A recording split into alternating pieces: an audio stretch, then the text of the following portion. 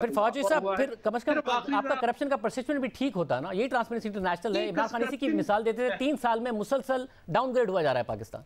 लेकिन ना इस पे मेरा और आपका एक इख्तलाफ राय है। मैं समझता हूँ कि जो पहली बार पाकिस्तान की तारीख में जो कैबिनेट की सतह के ऊपर करप्शन है, उसके बारे में परसेप्शन बिल्कुल बदल के रह गया है। कभी पाकिस्तान में इस तरह की क्लीन हुकूमत का कोई तस्वर मौजूद ही नहीं था जो इमरान खान की हुकूमत ने दिया है। यहाँ पे तो ये तस्वर था कि खाता है तो लगाता भी तो है ना। अब अगर आप जो पटवारी की करप्शन है या जो आपकी ये आप कहने कहा केसेस लगवाने में या ये करने में, देखिए ये रूल ऑफ लॉ एक प्रोसेस है। ये 3-3.5 साल में अचीव नहीं होगा। इसके लिए बड़े इकदाम जो हैं वो हुए भी हैं और कुछ मिसालें आपने खुद दी कि जहां पे इतनी रिपोर्ट्स आई। साहब देखिए ना, इसमें मसला ये है कि जो स्कैंडल हैं वो तो मुतादिद आए हैं। कार्रवाई के ऊपर हुकूमत पे सवाल उठता है, अदालतें सवाल उठा रही हैं कि पॉलिटिकल इंजीनियरिंग हो रही है। एक तरफ कार्रवाई करते आए हैं नैब, दूसरी तरफ कार्रवाई ही नहीं करता है। आपके मुख्तलिफ जो स्कैम्स आए हैं उनके नोटिस लिए हैं, उससे बात आगे नहीं बढ़ाई है नैब ने। तो जब आप हुकूमत से जाएंगे तब पता चलेगा कितने बड़े बड़े स्कैंडल थे और कितनी बड़ी बड़ी तहकीकात हुई है। खुद सुप्रीम कोर्ट ने सियासी इंजीनियरिंग का इल्जाम लगाया है। तो फिर ट्रांसपेरेंसी इंटरनेशनल की रिपोर्ट में क्यों नहीं रिफ्लेक्ट होगा ये? नहीं, देखिए ना, ये दुरुस्त नहीं है। आपने जो बात दोबारा की है फिर भी दुरुस्त नहीं है।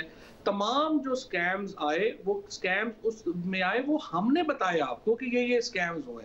ये क्या कार्रवाई हुई, ये हमने बताया आपको क्या क्या कार्रवाई हुई। अब आप चाहते हैं कि ये कार्रवाई सही नहीं हुई है, इसमें मजीद होना चाहिए। मसलन अभी आपने मालाम जब्बा का केस क्या था? फौजी साहब, जब चीनी 100 रुपए की हुई, मीडिया पर शोर मचा, फिर वजीर आजम ने नोटिस लिया। आपकी हुकूमत में बार बार बैक टू बैक क्राइसिस आए हैं। 3 शुगर के क्राइसिस आए हैं, 2 वीट के क्राइसिस आए हैं, 1 खाद का क्राइसिस है। इतने क्राइसिस किसी हुकूमत में नहीं आए। शोर मचा तो वजीर आजम ने नोटिस लिया, तो रिपोर्ट्स बनी और फिर कार्रवाई नहीं हुई, जिस पर सवाल उठता है कि जी रिपोर्ट्स बनी, नैब ने भी कुछ नहीं किया और फिर ये ट्रांसपेरेंसी इंटरनेशनल की रिपोर्ट आ रही है। तो आपका बयानिया क्या होगा इलेक्शन में? अच्छा देखिए, पहली बात तो ये है कि मुसलसल अगर मैं नहीं बोल पाऊंगा तो फिर जाहिर है मौक़िफ़ मेरा तो नहीं। प्लीज आप बोलिए प्लीज। मेरी सिर्फ गुजारिश ये है कि हमारा एक इख्तलाफ राय है। आपका पॉइंट ऑफ व्यू ये है कि इनके ऊपर जो कार्रवाई हुई है इन तमाम स्कैम्स के ऊपर, वो काफ़ी नहीं है। मेरा मौक़िफ़ ये है कि जो कानून में प्रोवाइड किया है उसके मुताबिक कार्रवाई हुई है और FBR को जो अरबा रुपया इजाफी आया है वो इसी कार्रवाई के नतीजे में आया है। इस पे आप अपना इख्तलाफ रख सकते हैं। दूसरा मसलन, अभी आपने मालाम जब्बा का किया। मालाम जब्बा का क्या केस था कि फॉरेस्ट डिपार्टमेंट में और टूरिज्म डिपार्टमेंट जो KP है उनका जमीन का झगड़ा था। वो कह रहे थे, फॉरेस्ट डिपार्टमेंट कह रहा था हमारी जमीन है, दूसरा वो कह रहा था कि हमारी जमीन है। उसके ऊपर एक पूरी इंक्वायरी हुई, वो पता चला कि नहीं टूरिज्म की जमीन थी और वो टूरिज्म में चला गया। अब हम सिर्फ किसी के शौक की वजह से तो परवेज हट्टक को नहीं ना जेल में डाल सकते। आप ये देखिए, हमारे 2 मिनिस्टर जेल पर ना डालने के लिए। आखिरी बात मुकम्मल करें। 2 पंजाब के मिनिस्टर्स अलीम खान और सप्तान के ऊपर जब केस आया, दोनों ने रिजाइन किया। अदालत में जाके उन्होंने जो है वो अपना केस लड़ा। बाबर अवान साहब के ऊपर इल्जाम आया, उन्होंने रिजाइन किया।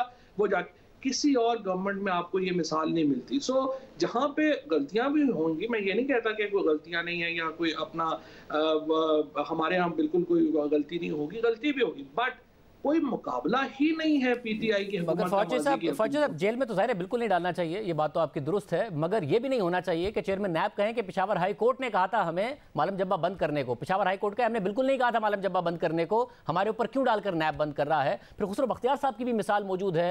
नैब मुल्तान ने इंक्वायरी की, नैब लाहौर मुंतकिल कर दिया गया, उसके बाद केस ही आगे नहीं बढ़ा। तो बहुत सारे मामला हैं जिस पर बार बार सवाल उठता है। नहीं, कोई ऐसा मुतालबा नहीं है। आप ये कह रहे हैं कि वो तो खैर आप चेयरमैन नैब और पेशावर हाई कोर्ट के दरमियान एक बात है। मुझे नहीं पता कि उन्होंने ये लगता है ना कि चेयरमैन नैब ब्लैकमेल होते हैं हुकूमत के हाथों। देखिए, चेयरमैन नैब का जो मामला आया, उन्होंने नैब के ऊपर तो खुद भी हमने कई दफा, हमारा भी उनसे कई दफा गिला हो जाता है, लेकिन इसमें भी कोई शुबा नहीं है कि नैब ने भी जो रिकवरीज की इस पिछले 3.5 साल में, उसकी भी कोई हिस्ट्री में मिसाल नहीं। वरना इससे पहले जिस तरह के चेयरमैन नैब लगे रहे, इससे पहले जो नैब का सेटअप रहा वो भी आपके सामने है। तो फिर सवाल ये उठता है कि अगर नैब इतना कामयाब हुआ रिकवरीज में, जो दावा करते हैं कि 800 अरब वज़ीर आज़म क्रेडिट लेते हैं, आप भी क्रेडिट ले रहे हैं, तो यही रिकवरीज किसी सियासतदान से ये क्यों नहीं कर सके? सियासतदानों से तो रिकवरीज जो हैं, जो स्पेशली जो शरीफ फैमिली की जो बड़ी रिकवरीज हैं, वहाँ पे भी हुई हैं। मसलन ओमनी ग्रुप में 12 अरब रुपए से ज़्यादा की रिकवरी हुई है। लेकिन असल जो मायूसी हुई है वो हुई है कि जो शरीफ फैमिली अब भी बाहर बैठी हुई है। चूँकि प्राइम मिनिस्टर क्या कह रहे थे, वो अगर आपको याद हो, हुकूमत के चंद ही महीनों बाद जब वो पंजाब गए तो प्राइम मिनिस्टर ने ये कहा कि मेरे ख्याल में नैब को अपने मुकदमात को महदूद करना चाहिए और फोकस करना चाहिए, क्योंकि लोग जो हैं वो बड़े मुकदमात में इंटरेस्टेड हैं, छोटे मुकदमात में इंटरेस्टेड नहीं थे। और आपने अब जो मगर फैसल साहब सबको गिरफ्तार किया, हमजा शहबाज 2 साल गिरफ्तार रहे हैं, शहबाज शरीफ साहब भी गिरफ्तार रहे हैं, मरियम नवाज साहिबा को भी एक और केस में गिरफ्तार किया गया, पीपल्स पार्टी के रहनुमाओं को गिरफ्तार किया गया। और अगर ये केसेस में मेरिट था तो साबित हो जाते, अलीम खान साहब के खिलाफ ही साबित हो जाता आपके रहनुमाओं के खिलाफ। तो नैब के केसेस मेरिट पर थे या नहीं थे?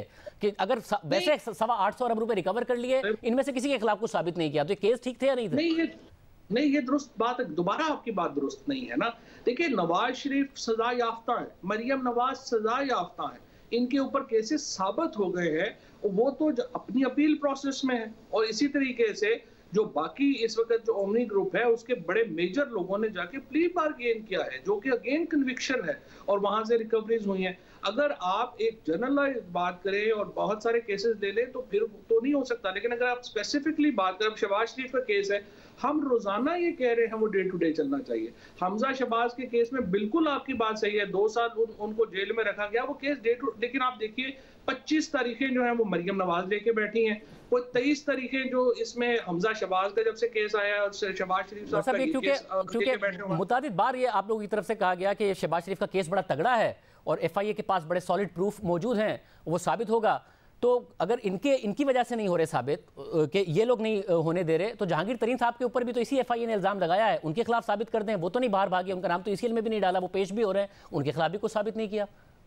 नहीं, जहांगीर तरीन साहब का केस फ्रैंकली इनसे तो बड़ा मुख्तलिफ है। उनके ऊपर जो बात थी वो तो वो जवाब दे रहे हैं, और वो उनका भी चल रहा है। FIA ने इल्जाम लगाया फाइनेंशियल फ्रॉड का, वो नहीं लगाया है, लेकिन उसमें भी आप देखिए रिपोर्ट्स का वज़ीर आज़म को कहीं दे रहे हैं, उस रिपोर्ट में जिक्र था। वज़ीर आज़म के करीब तरीन दोस्त थे जहांगीर तरीन साहब, उन्होंने उनका भी लिहाज नहीं किया और वो केसेस चले। लेकिन मैं सिर्फ अर्ज आपसे ये कर रहा हूँ कि रूल ऑफ लॉ के लिए सिर्फ एग्जीक्यूटिव जो है या काबीना जो है वो ही नहीं कर सकती, उसके लिए तमाम इदारों ने अपना अपना किरदार अदा करना है। और मेरे ख्याल में जो ट्रांसपेरेंसी इंटरनेशनल की रिपोर्ट है दोबारा हमें रिमाइंड करा रही है कि तमाम इदारों ने अपना अपना किरदार अदा करना है। और इसके ऊपर आज वज़ीर आज़म साहब ने भी मुझे भी ये हिदायत की है कि इसके तमाम जुज़ियात का जायजा लेके हम देखें कहाँ कहाँ पे कमियां हैं और हमें उनको पूरा करना चाहिए। और जो ही रिपोर्ट पूरी आएगी इंशाल्लाह उसको भी आपके सामने रखते हैं। बहुत शुक्रिया फौजी साहब की गुफ्तगू आपने